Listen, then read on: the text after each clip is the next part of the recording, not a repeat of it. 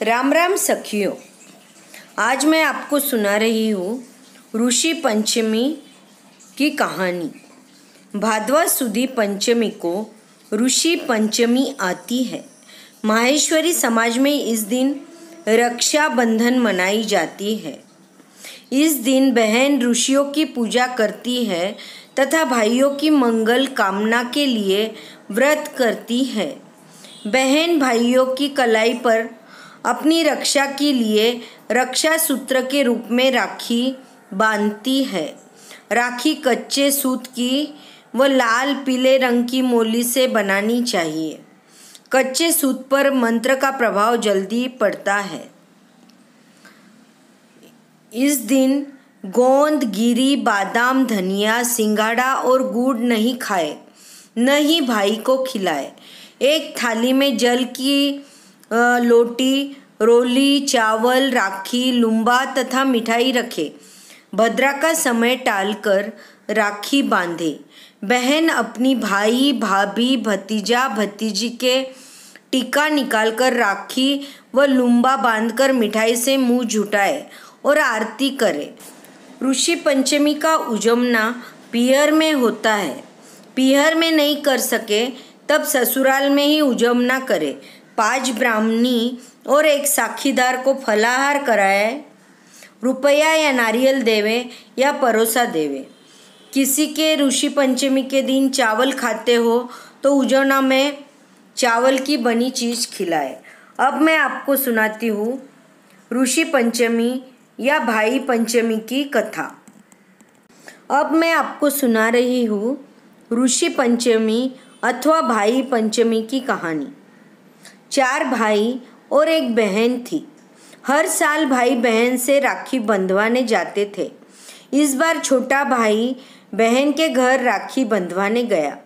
उसने बहन को देने के लिए कुछ पैसे साथ लिए। रास्ते में एक चोर ने उसको मारकर उससे पैसे छीन लिए। उधर से 5 ऋषि निकले। तब उन्होंने मन में विचार किया कि यदि इसको जीवित नहीं करेंगे तो कलयुग में अपने को कोई मानेगा नहीं।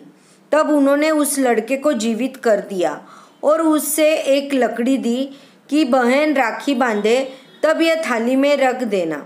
ऋषियों ने चोर को बांधकर झाड़ पर उल्टा लटका दिया। भाई बहन के घर पहुंचा। बहन भाई की राह देखती देखती सूत काटने बैठी। सूत काटते समय बहन बीच में बोलती नहीं थी, इसलिए वह भाई से बोली नहीं। भाई को दुख हुआ, वह वापस जाने को लगा। बहन ने भाई को बुलाया और कहा कि मैं मौन होकर राखी के लिए सूत काट रही थी, इसलिए तुमसे नहीं बोली।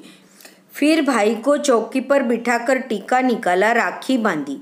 भाई ने ऋषियों की दी हुई लकड़ी थाली में रखी तो वह सोने की चैन बन गई। बहन दौड़कर पड़ोसन के यहाँ गई और पूछी कि मेरा भाई आया है तो मैं क्या रसोई बनाऊं? पड़ोसन ने मजाक में कह दिया, अरे बावली, तेरा भाई आया है तो तुम तेल का चौका लगाओ और घी में चावल सिजाओ। बहन भोली थी, उसने वैसा ही किया।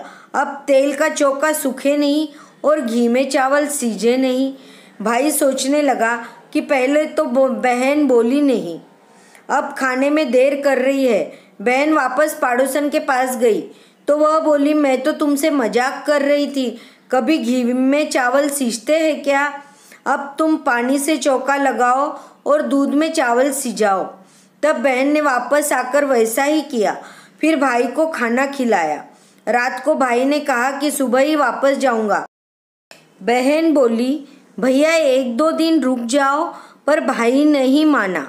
बहन ने सुबह जल्दी उठकर आटा पीसकर सेक कर उसमें गिरी, बादाम, धनिया कूटकर डाला, गोंद डालकर लड्डू बनाए और भाई के साथ बांध दिए। सवेरे बच्चे उठकर पूछने लगे, मामा जी कहाँ हैं?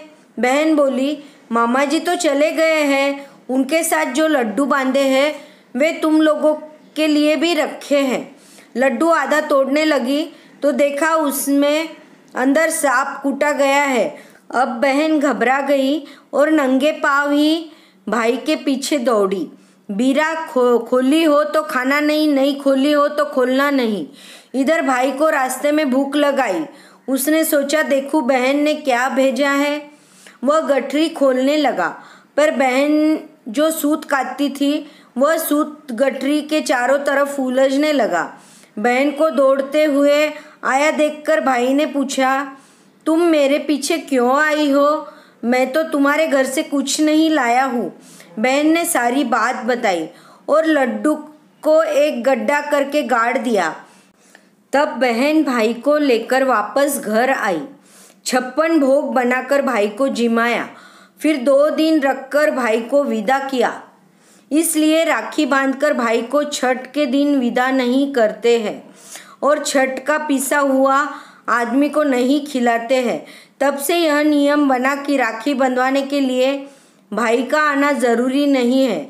भाई जहाँ हो वहाँ राखी भेज देवे। घर में ऋषि मांडकर उन्हें राखी चढ़ाए।